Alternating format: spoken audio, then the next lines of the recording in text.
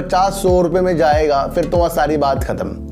फिर तो किसी से पूछना नहीं सर, जेपी पावर खरीद लें, जेपी पावर बेच दें, जब आपको पता है 50-60 रुपए में जाएगा। अब ये अपने दिल से आपको पूछना है कि अब ये बीच में ना अब तेजी दिखाने वाली चीज़ों में जेपी पावर आने वाला है। या तो आप इस शेयर को ये समझते हैं कि ये गुल्लक ना 2 प्रकार के होते हैं सर। एक गुल्लक वो होता है कि जिसे हम अपने बच्चों को ला कर देते हैं और उसके अंदर हमारा बच्चा 1-1 रुपये डालता है, 100 दिन बाद 100 रुपये निकल जाते हैं, तो अपना 8.5 का स्टॉप लॉस लगा के चलो, इस शेयर से ऐसे जीते जाएगा। ज़्यादा दिमाग को भटकाना नहीं है और सोचना है कि इसके अंदर फिर आपकी शादी होगी, फिर आपकी पत्नी भी समझाया करेगी, फिर बाद में आप बूढ़े हो जाओगे, बच्चे भी समझाया करेंगे। चारों तरफ समझाने वाली चीजें चल रही हैं और शेयर मार्केट में सबका मकसद यही होता है कि वो अपनी तरफ से कुछ अच्छे कार्य करके दूसरे को समझाएं। लेकिन सबसे पहले मैं आपको एक बात बता दूं सर,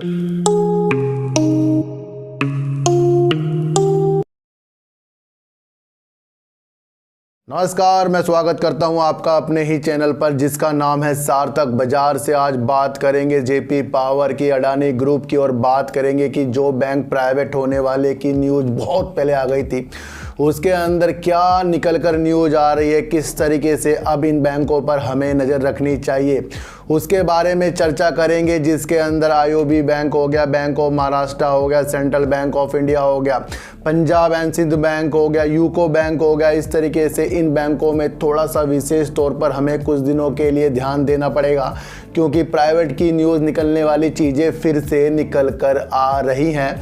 और बात करेंगे जो कंपनी का अभी ओएफएस सरकार लाई थी जिसका नाम है कोल इंडिया, उसके बारे में भी बात करेंगे कि क्या उसके सुनहरे अवसर आगे जाकर हमें दिख रहे हैं या नहीं दिख रहे हैं। इसके बारे में भी आज हम चर्चा करेंगे सर। लाखों लोग यूट्यूब में हो गए या कहीं कहीं से कुछ ना कुछ किसी ना किसी को समझाते जा रहे हैं। सबका मकसद यही होता है कि वो अपनी तरफ से कुछ अच्छे कार्य करके दूसरे को समझाएं। लेकिन सबसे पहले मैं आपको एक बात बता दूं सर, लोग समझाते रहेंगे, हम समझते रहेंगे, लेकिन जब तक कि हम उसके अंदर इम्प्लीमेंट नहीं करेंगे कि जो चीज़ें लोग हमें सिखा रहे हैं वो वास्तव में हम उसके लायक हैं या नहीं हैं, या हमारे अंदर वो चेष्टा है कि हम अपने पर काबू कर सकते हैं या नहीं कर सकते हैं। ध्यान रखना सर, इस समझाना तो हर जगह ही चलेगा। बचपन में माँ बाप समझाएंगे, फिर स्कूल जाओगे वहाँ पर समझाया जाएगा, फिर इंस्टीट्यूट में जाओगे वहाँ समझाया जाएगा, फिर आप कोर्स करोगे वहाँ समझाया जाएगा, फिर आपकी शादी होगी, फिर आपकी पत्नी भी समझाया करेगी, फिर बाद में आप बूढ़े हो जाओगे, बच्चे भी समझाया करेंगे। चारों तरफ समझाने वाली चीज़ें चल रही हैं और शेयर मार्केट में ज़्यादा समझाने वाली चीज़ें चलती हैं, क्योंकि यहाँ पर ना पैसों वाली चीज़ें होती हैं। जब पैसों वाली चीज़ों में कोई अच्छी सी न्यूज़ निकल कर आए और वो शेयर हमारे पास, और उसके अंदर फिर आपको कुछ सुनहरे अवसर उस न्यूज़ के द्वारा कोई बताकर दिखा दे या उसके अंदर कोई गिरावट वाली चीज़ बताकर दिखा दे, तो उसके अंदर आपको खुद ब खुद इम्प्लीमेंट करना है कि जो समझा रहा है वो सही भी समझा रहा है या हमें कहीं गुमराह कर रहा है। तो जब तक कि हम खुद समझदार नहीं होंगे, कोई भी हमें समझाने वाला नहीं है। भले ही मैं आपके लिए वीडियो बना रहा हूँ, लेकिन आपको भी देखना है कि क्या गलत है क्या सही है, क्योंकि सब कुछ अपने द्वारा होता है। मैंने हर बार कहा है, प्रॉफिट भी अपना होता है, लॉस भी अपना होता है। शेयर भी हम अपनी उंगली से खरीदते हैं, शेयरों की एनालाइज भी हम अपने द्वारा करते हैं। सिर्फ यूट्यूब में कुछ चीज़ों को समझने आओ और वो होती है न्यूज़, और उसके द्वारा हमें आगे जाकर क्या होता है उसके बाद भी अपनी बुद्धि का इस्तेमाल कीजिए। इसलिए लाखों लोग समझा रहे हैं और कुछ लोग इस तरीके से समझा रहे हैं कि बस चने के झाड़ पर चढ़ाए जाते हैं। तो ऐसे चीज़ों से हमें दूर रहना है। गुल्लक ना 2 प्रकार के होते हैं सर। एक गुल्लक वो होता है कि जिसे हम अपने बच्चों को ला कर देते हैं और उसके अंदर हमारा बच्चा 1-1 रुपये डालता है, 100 दिन बाद 100 रुपये निकल जाते हैं। एक गुल्लक दूसरा है, वो है शेयर मार्केट का। अब इस गुल्लक की परिभाषा आपको समझनी चाहिए कि अगर एक गुल्लक हमने साबुत अपने बच्चे को लाकर दिया या हम भी उसके अंदर इन्वेस्टमेंट कर रहे हैं, तो देख लेना चाहिए कि नीचे टूट तो नहीं रहा है।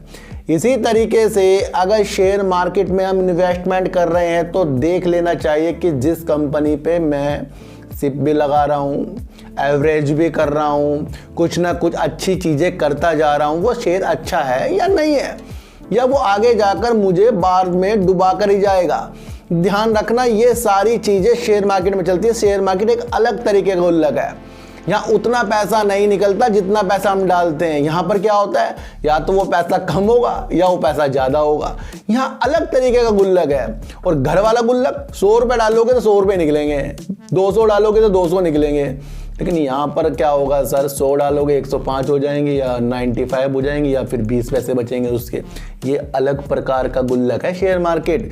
तो इस गुल्लक की परिभाषा अपने द्वारा समझो, और क्या गलत है और क्या सही है वो भी आपको समझकर चलना पड़ेगा। बात कर रहा हूँ जेपी पावर की, और जेपी पावर की बात इसलिए भी करूँगा क्योंकि जेपी पावर ग्रुप ने, यानी कि जेपी एसोसिएट और जेपी पावर ने अपना जो सीमेंट का कारोबार बेचा, फिर कहीं ना कहीं से जेपी एसोसिएट में भी कुछ प्रॉब्लम आ रही है, वो डिफॉल्ट होता जा रहा है। उसका सारा का सारे चीज़ें है ना, जेपी पावर भी झेलता जा रहा है, और ये 6 रुपये में शेयर आ गया है। अब ये अपने दिल से आपको पूछना है कि अब ये बीच में ना अब तेजी दिखाने वाली चीज़ों में जेपी पावर आने वाला है। या तो आप इस शेयर को ये समझते हैं कि ये 50-100 रुपये में जाएगा, फिर तो वहाँ सारी बात खत्म। फिर तो किसी से पूछना नहीं, सर जेपी पावर खरीद लें, जेपी पावर बेच दें, जब आपको पता है ये 50-60 रुपये में जाएगा, क्योंकि हम सब समझ चुके हैं कि 50-60 रुपये में जाएगा। तो क्या करना है वहाँ पर, फिर 200, 500, 700, 800 शेयर जिसका हमें गम ना हो, जिस पे ज़्यादा पैसा हो वो अपने हिसाब से उसे छोड़ दो दूसरे अकाउंट में।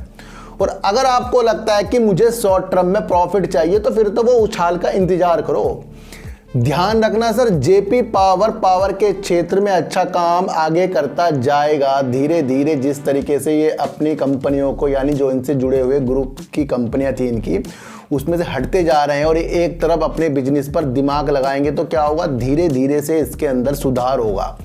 और उस सुधार होने से पहले इसके अंदर एक तेजी आने वाली है, और उस तेजी में हमें समझना है कि या तो ये शेयर 50 रुपये, या फिर अपना प्रॉफिट बुक करो और अपना अडानी पावर हो गया, फिर टाटा पावर हो गया, इस तरीके के शेयर में हमें डाइवर्ट होना पड़ेगा। नहीं तो सालों सालों हम इन शेयरों में फंसते जाएंगे। मैं यहाँ पर जेपी पावर को एक बेकार चीज़ नहीं बता रहा हूँ, लेकिन आज क्या है ना सर, आज मैं अलग तरीके की वीडियो आपको समझाने वाला हूँ। क्योंकि जेपी पावर हो गया या किसी भी तरीके में हम अलग अलग वीडियो जो देख लेते हैं, पर वो शेयर नहीं बढ़ता।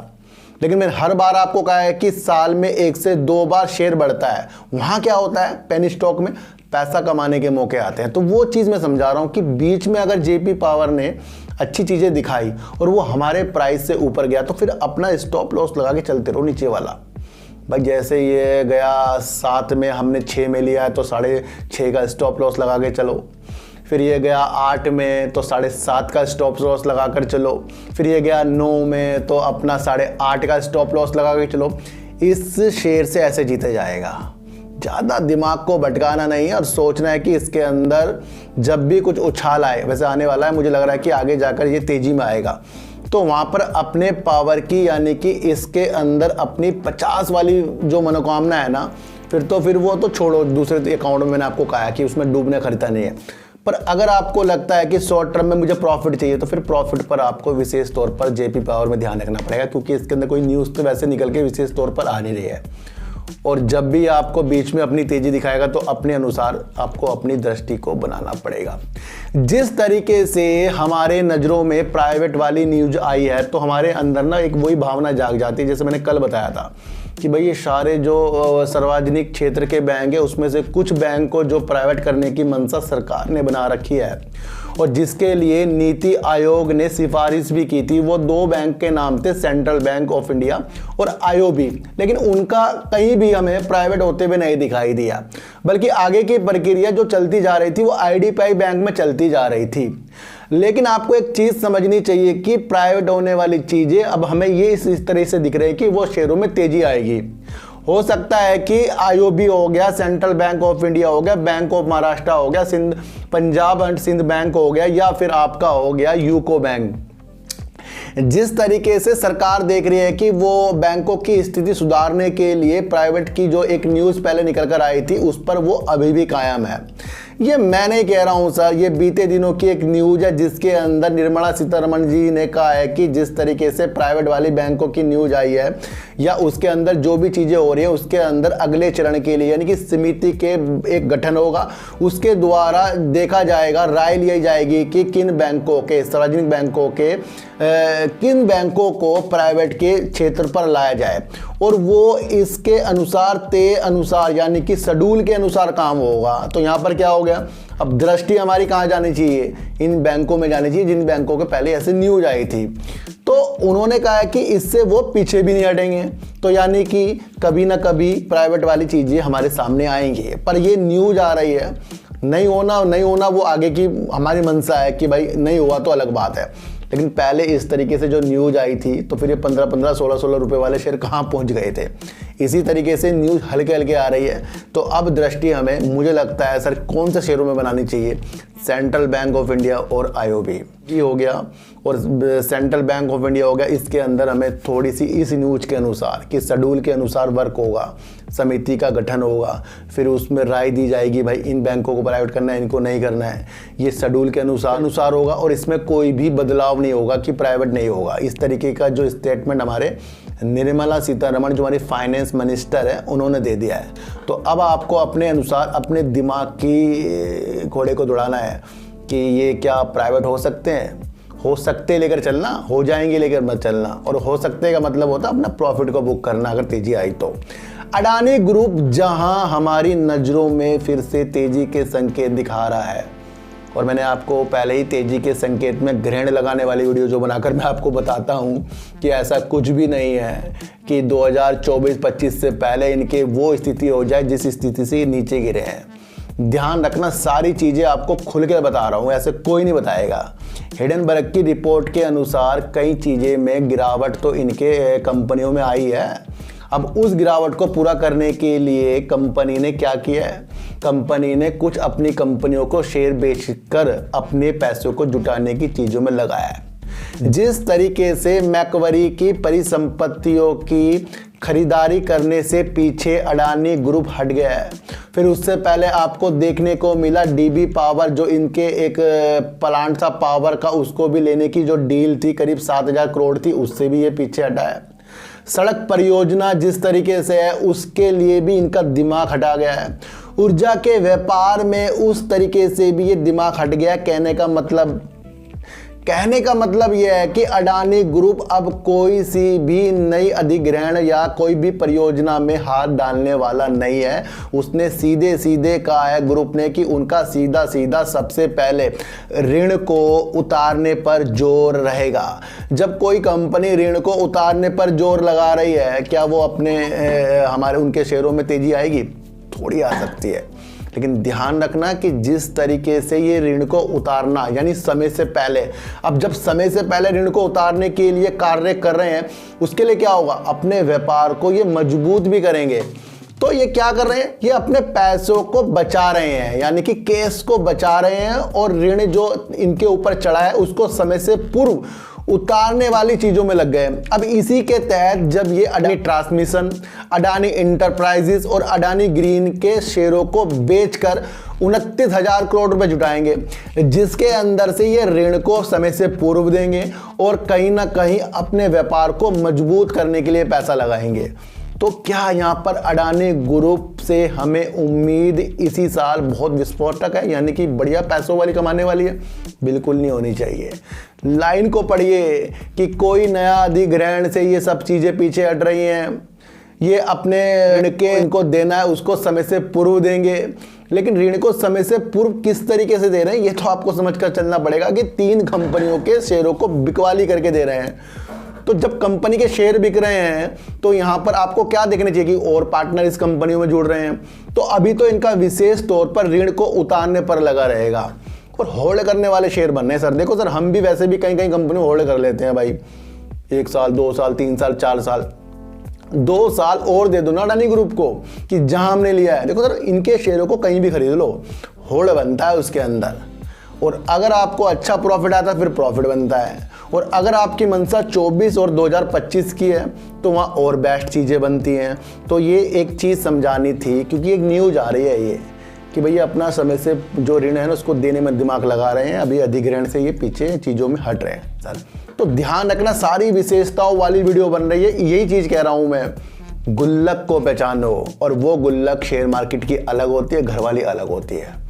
तो अगर इनके शेयरों को हम खरीद के ये सोचे कि हम डूब गए, तो ये वो वाले शेयर तो इनके अडानी ग्रुप के हैं नहीं, ये अलग शेयर हैं जो आपको आगे जाकर चमका भी सकते हैं। वैसे भी विशेष तौर पर इनके जितने भी बिजनेस हैं सारे बेस्ट तरीक़ों से हैं, ये आपको समझकर चलना पड़ेगा।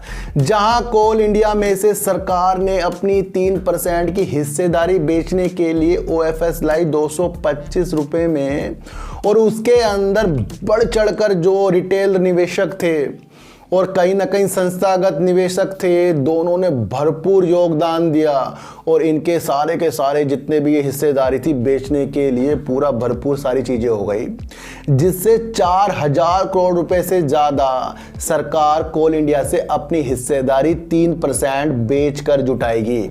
तो यहाँ पर हमें एक ऐसी चीज़ की दिशा दी गई कि जब रिटेलर अपना दिमाग लगा रहे हैं, संस्थागत जो निवेशक है वो अपना दिमाग लगा रहे हैं, और सारे के सारे शेयर जो OFS के माध्यम से सब निकल गए हैं, तो कहीं ना कहीं ये पॉजिटिव संकेत की तरफ बढ़ रहा है। सरकार की अभी भी कोल इंडिया में यानी कि कितनी हिस्सेदारी है, 63.13% की हिस्सेदारी 3% निकालकर अभी भी सरकार की बची हुई है। सरकार क्या कर रही है कि इस चालू वित्तीय वर्ष में इस तरीके से जो निजीकरण यानी कि अपनी हिस्सेदारी को बेचने वाली चीज़ें हैं ना, ये पहली बार सरकार ने इस कंपनी में किया। तो ये भी आपको समझकर चलना चाहिए। ये तो हो गया सर OFS की बात। ध्यान रखना सर, जिस तरीके से कोल इंडिया अपने व्यापार को डिजिटलकरण में ला रहा है, ये एक महत्वपूर्ण चीज़ हो जाती है, और अपनी क्षमता को कई गुना बढ़ाने की बात भी कंपनी की तरफ से आ रही है। कोयला अभी भी इंडिया में पावर के लिए रीढ़ की हड्डी बना हुआ है, और ज़्यादा से ज़्यादा जो पावर उत्पन्न करता है वो कोयले से होती है, थर्मल पावर से, और जितनी भी कंपनियां होती हैं इससे कहीं ना कहीं वो कोयले का आपूर्ति करवाती है। तो कोल इंडिया जिस तरीके से अपनी माइनिंग में बड़ा ही एक अच्छा नाम निकल कर आ रहा है, तो यहाँ पर हमें विशेष तौर पर देखना चाहिए कि जहाँ सरकार ने 3% की अपनी हिस्सेदारी बेची और वो सारी निकल गई, फिर भी आपको एक चीज़ बता रहा हूँ कि वित्त वर्ष 2025-26 में ये 91,000 करोड़ रुपए अपनी परियोजना में खर्च करेंगे, और जिसके अंदर कोल इंडिया 36,000 करोड़ रुपए तो कोयले गैसीकरण में करेगा। और कोयला गैसीकरण के प्लांट के लिए इसने भेल से भी बात की हुई है। तो सारी परिस्थितियों को समझो कि अगर आपको लगता है कि कोल इंडिया आगे जाकर पावर में और ज़्यादा बेनिफिट लाएगी, अपने को डिजिटलकरण में ला रही है, कोयला गैसीकरण की तरफ की 36,000 करोड़ की तरफ ये अपने को निवेश करेगी, और 91,000 करोड़ रुपए टोटल वित्त वर्ष 2026 में ये खर्च करेगी, तो सारी अपने को अच्छा करने के लिए है ना।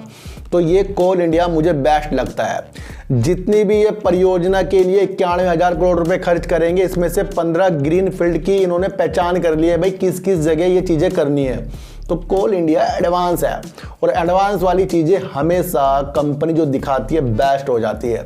तो कोल इंडिया पर यहाँ पर विशेष तौर पर एक अच्छे मुकाम के लिए हमें हाथ रखना चाहिए, क्योंकि मोतीलाल ओसवाल के 290 रुपये के टारगेट कोल इंडिया के लिए भी आए हुए हैं, ये तो आपको समझकर चलना पड़ेगा। और ध्यान रखिए जेपी पावर में जहां आपको आगे जाकर कुछ तेजी के संकेत मिले, अगर शॉर्ट टर्म के विषय हैं तो अपने शॉर्ट टर्म में प्रॉफिट की विशेषता बनानी चाहिए। और अडानी ग्रुप जिस तरीके से अपने सारे ऋण जो अब करेगा वो करना था उसे वो पीछे हट गया है, और कहीं ना कहीं वो ऋण चुकाने में और अपने व्यापार को मजबूत करने में और अपनी 3 कंपनियों के शेयरों को बेचकर 29,000 करोड़ जुटाने में लग गया है। तो यहाँ पर मंशा 2024-25 की सर बन रही है। और जिस तरीके से प्राइवेट की न्यूज़ बैंकों में फिर निकल कर आ रही है एक बयान से, वहाँ पर central bank of India IOB पर विशेष तौर पर प्रॉफिट वाले ध्यान रखनी चाहिए, क्योंकि ये चीज़ें न्यूज़ पहले भी आ चुकी थी, प्राइवेट नहीं हुआ था, लेकिन वहाँ लोगों ने काफ़ी अच्छा प्रॉफिट भी कमाया है। तो ध्यान रखिए, हर तरफ प्रॉफिट पर ध्यान दीजिए। तो सर चिट्ठी को हटा दीजिए, गाय को रोटी दीजिए, और अपने बच्चों को ज़्यादा से ज़्यादा प्यार कीजिए, क्योंकि बच्चे ही आपकी मासूमियत से किस्मत पलटेंगे। तो फिर मिलेंगे आपसे नई वीडियो के साथ, जब तक के लिए नमस्कार।